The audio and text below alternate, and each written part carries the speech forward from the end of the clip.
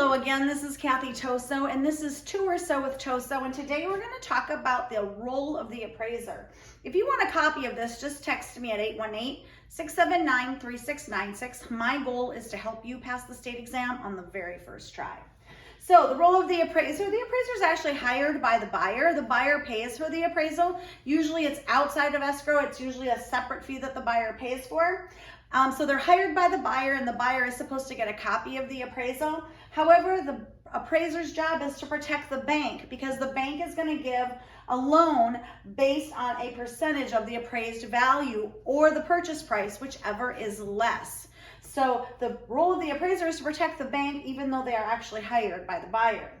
The first step is to define the appraisal problem. Like, why is the appraiser doing this? Is he doing it because someone's buying a property? Is he doing this because someone wants to add a garage and wants to know how much more value the house is going to be once the garage is added? Is he doing this because someone passed away and he needs to find out the equity difference between the time of passing and today? There's several reasons why an appraiser might be doing an appraisal, so his first step is to determine the appraisal problem.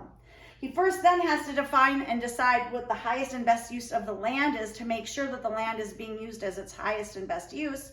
And then he can figure out what the actual value of the property is by using one of the three appraisal methods: the market data, the cost, or the income capitalization approach. Then he's going to go ahead and say why he used which approach and why he didn't use the other approaches. He will never average them all together and divide. That never happens in an appraisal.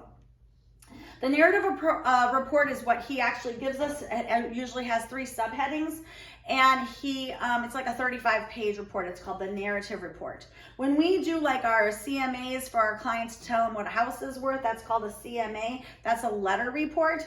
And then the short form report is known as a broker price opinion, or like a form we fill out specifically for a lender to give a quick evaluation of a property. Again, this is Kathy Toso with Two or So with Toso.